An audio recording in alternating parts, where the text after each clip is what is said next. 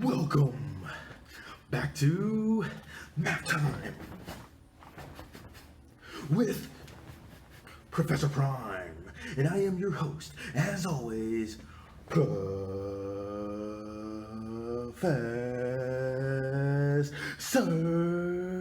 Prime.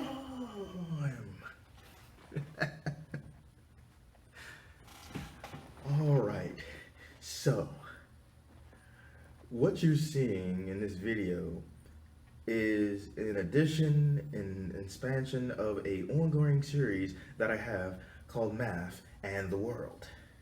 And in that series, I talk about how math connects to the world, how it connects to different subjects, how it connects to different mediums, how it connects to just different interests. And for me to expand that, I'm actually going to get specific, like more so than the other videos. But even then, there's just like rounds that you can dive into with what I'm going to talk about, and that's this. I'm going to talk about math in a franchise, and I'm going to talk about a franchise that is very near and dear to me, the Dragon Ball franchise. And for those who know me, that can't be too much of a shock. But yeah, so I want to talk about this in several ways, and I'm gonna try to like not make a super long video, because with these Math in the World videos, my idea is to kind of give a taste for people and like give a good picture of things and saying like, hey, there's always more that you could talk about. And I try to keep them around 10 minutes, just my own thing. So yeah, let's get into it. I want to talk about Dragon Ball and math, and I want to do that in three big ways. I want to talk about math in Dragon Ball and how math is used in the Dragon Ball world. I want to talk about how math is used in the creation of Dragon Ball, and I want to talk about how math is used in the consumption of Dragon Ball. Like, so I want to take that meta view, like even more so than with the creation in a way. And talk about, well, how do we as consumers interact with Dragon Ball in a mathematical sense, and also, how does businesses interact with it, so yeah, let's get into it. So when it comes to Dragon Ball and how math is used in that Dragon Ball world, I think the big way to me is to kind of start from the beginning, the Dragon Balls themselves. When you collect the Dragon Balls and you're going out there and you're going to make your wish. It was originally one wish. Later on, you get Dragon Balls that do more than that. The Namekian Dragon Balls grant 3.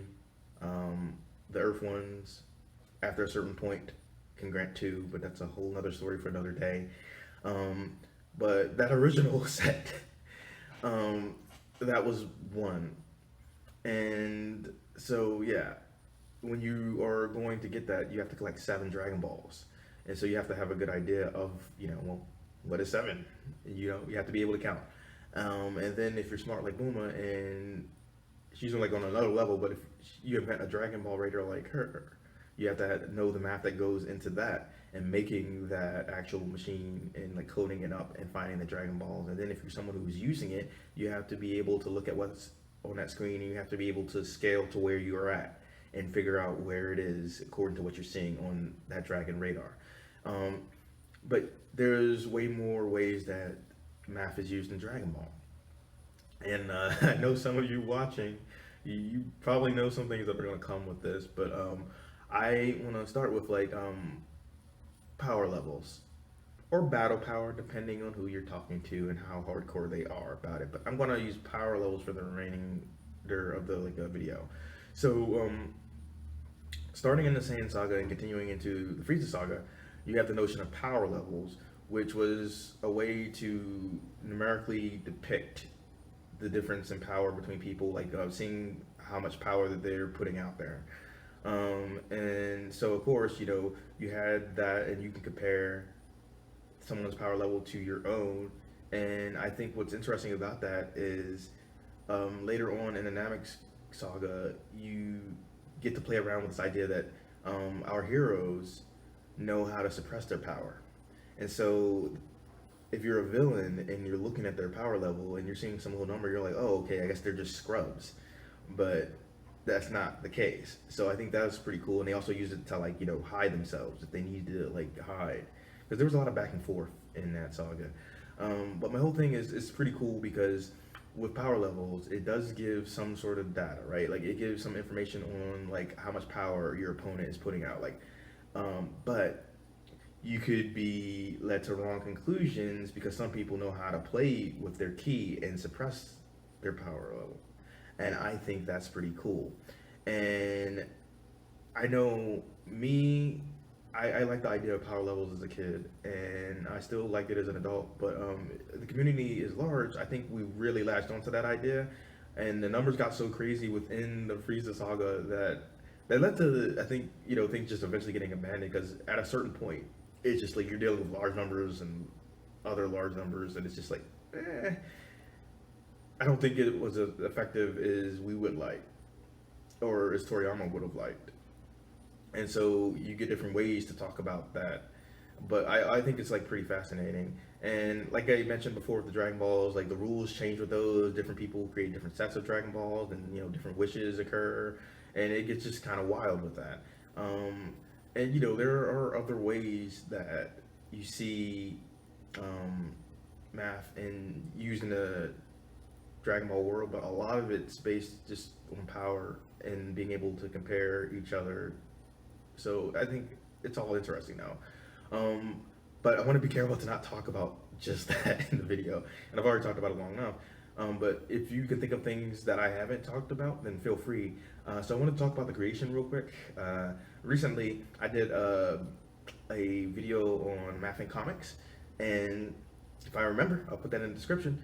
But and it's also in the playlist if you're watching this in the playlist.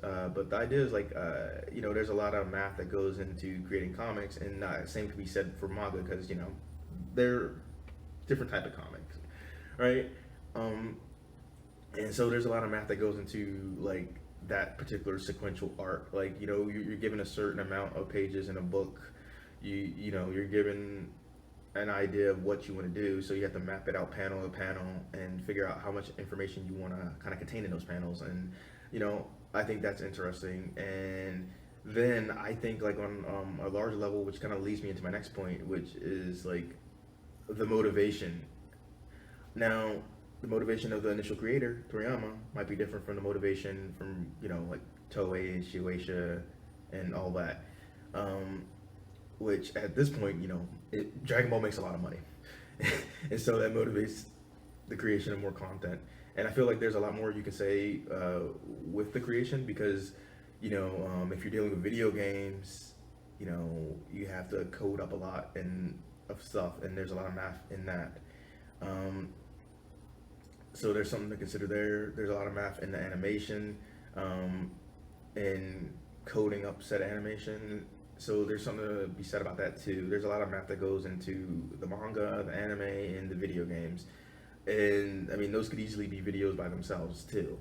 But you have to have a good sense of math for those sort of things. And then for the consumption side, there's a lot to be said there too, because a lot of us are living on a budget, so we have to decide which games we want, or which anime we want to buy, which manga we want to consume as well, like all that good stuff. And so we have to figure out if it's worth our time, and mapping that out can be tricky, and none of that is cheap. So math comes into play there, but it also comes into play with the business side because they're pushing out this product and that product, and they have to figure out like the cost of this product and that product, how much they'll make. They'll have to decide how much they want to invest in terms of resources.